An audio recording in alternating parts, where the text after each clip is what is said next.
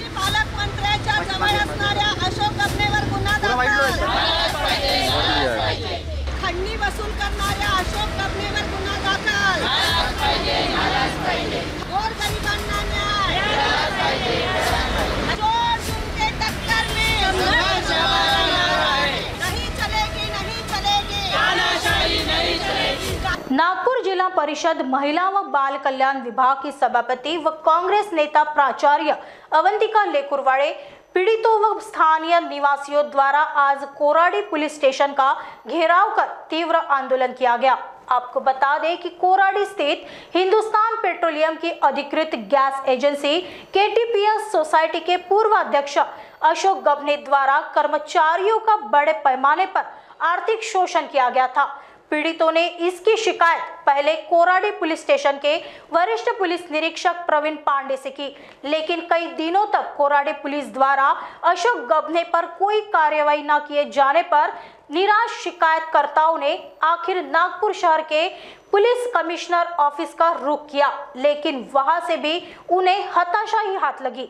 इस घटना पर प्राचार्य अवंतिका लेकुरवाड़े ने पुलिस व प्रशासन पर यह गंभीर आरोप लगाते हुए कहा कि कोराडी स्थित भारतीय जनता पार्टी के एक बड़े नेता द्वारा कोराडी पुलिस पर पीड़ितों की शिकायत न लेने व भ्रष्टाचार के आरोपी अशोक गबने पर कोई कार्रवाई न करने का दबाव बनाया जा रहा है।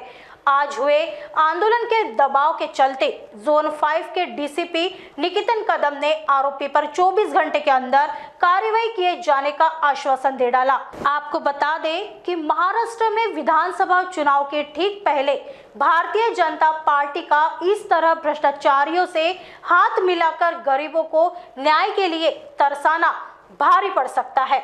इस समय मौजूद है कोराडी पुलिस स्टेशन में, जहां पर जिला परिषद की महिला बाल कल्याण विभाग के सभापति अवंतिका लेकुरवाड़े हमारे साथ मौजूद है। आइए उनसे जानते हैं कि आज उन्होंने कोराडी पुलिस स्टेशन का घेराव और पीआई से क्या बातचीत की। मैडम बताइए कि किस विषय को लेकर आज आप यहाँ पर मौजूद है?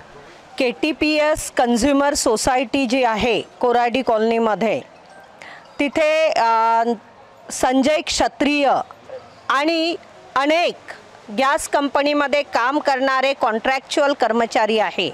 त्यांच्यावर या भागातील माजी पालकमंत्री आणि एका पक्षाचे प्रदेशाध्यक्ष असलेल्या मोठ्या व्यक्तीचा वरदहस्त आहे आणि त्यामुळे अशोक गबने नावाच्या त्या माजी पालकमंत्री यांच्या नियरेस्ट आणि डिअरेस्ट असलेल्या एका त्यावेळी केटीपीएस कॉलनीचा अध्यक्ष असणाऱ्या अशोक गबने यांनी यांच्याकडून जबरदस्ती खंडणी वसूल केली।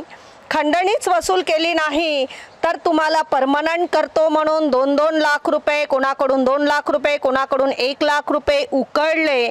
प्रति महिना 5,000 रुपये प्रत्येकाकडून त्यांच्या पगारातून खंडणी वसूल करत होता आणि यानंतरही अनेक प्रकारचा मानसिक त्रास देण्याचं काम तो व्यक्ती करत होता आणि त्याच्याबद्दल 5 जुलै 2024 ला कमिशनर ऑफिसला तक्रार दिल्यानंतर आज जवळपास 2 महिने, आज एक्झॅक्टली 2 महिने म्हणजे उद्या 2 महिने कंप्लीट होतील अशी परिस्थिती असताना अजूनपर्यंत त्यांच्यावर गुन्हा दाखल झाला नाही। म्हणून या भागातील कामठी पंचायत समितीच्या सन्माननीय सभापती दिशाताई चनकापुरे, मी आमच्या जिल्ह्याचे जिल्हाध्यक्ष कामगार सेलचे जिल्हाध्यक्ष आकाशजी उके, भूषणजी ढेंगरे, आमचे वाघ सर आहेत, आमचे सेवादलचे गाडगे गुरुजी आहेत, त्यासोबतच आमचे नगरसेविका सन्माननीय अर्चनाताई मंडपे आहेत, आमच्या वानखेडे नगरसेविका वानखेडे ताई आहेत, सोबत सुमेध पकिड्डे जी आहेत आणि ही सर्व मंडळी बागडे भाऊ आहेत, अजयजी बागडे भाऊ आहेत, काटकरताई आहेत। विशेषतः काटकरताई या नेहमी अशा प्रकारे कामगारांच्या प्रश्नासाठी येत असतात।